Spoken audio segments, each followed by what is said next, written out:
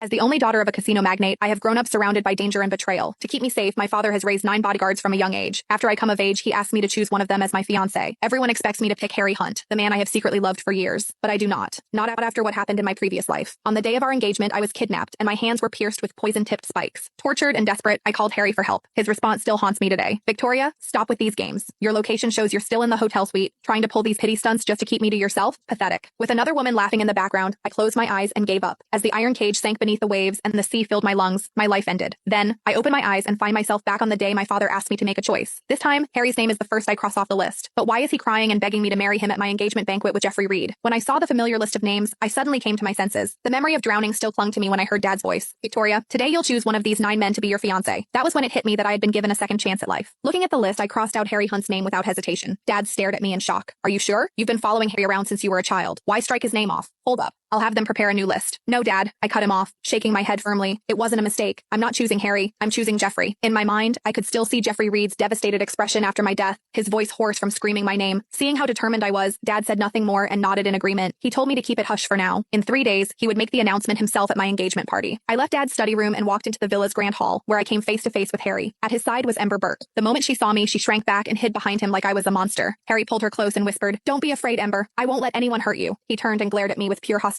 Victoria, although Ember's a scholarship student sponsored by your family, that doesn't give you the right to bully her. I froze. This was not how things had played out before. Ember lifted her red, swollen hand onto his arm and said carefully, "Harry, please don't blame Ms. Webb. I was born humble, so washing her clothes by hand isn't a big deal." I blinked in disbelief. I did not ask Ember to wash my clothes. That was when I realized she had been pulling the same act again, pretending to be the victim to gain sympathy. Before I could defend myself, Harry snapped, his voice cracking like a whip. "Victoria, even if you chose me as your fiancé, I would never love a woman as cruel as you." After saying that, he turned to Ember and gently caressed her hand, pity clouding his eyes. "Ember, you're not lowly at all. You're worth more than people with hearts full of malice." He cast me a look of cold disdain, and just like that, the sharp ache returned. In this life, just as in the last, Harry never believed me. Just then, a stranger suddenly lunged at me with a knife. I screamed and stumbled back in terror. Harry reacted instantly. Drawing on years of muscle memory, he sprinted forward and positioned himself in front of me. He kicked the knife out of the attacker's hand before subduing him. Before I could catch my breath, Ember shrieked and collapsed, writhing in pain. Another stranger, wielding a knife, had slashed her leg. Harry hesitated for a split second before abandoning me. He rushed to her side and shielded her protectively. My heart grew colder with each passing moment as I watched the scene unfold before me. Seeing that no one was guarding me, the other attacker picked up his knife and charged forward. Just as the blade was about to pierce my chest, someone appeared out of nowhere and kicked the man to the ground. I opened my eyes and saw it was Jeffrey. The 2 assassins, realizing their plan had failed, fled in panic. Jeffrey's face went dark with fury as he turned to Harry and roared, "Have you forgotten your mission? If anything had happened to Ms. Webb, could you even handle the consequences?" Harry flinched, panic flashing in his eyes. Still, he quickly brushed it off. Nothing happened, right? Besides,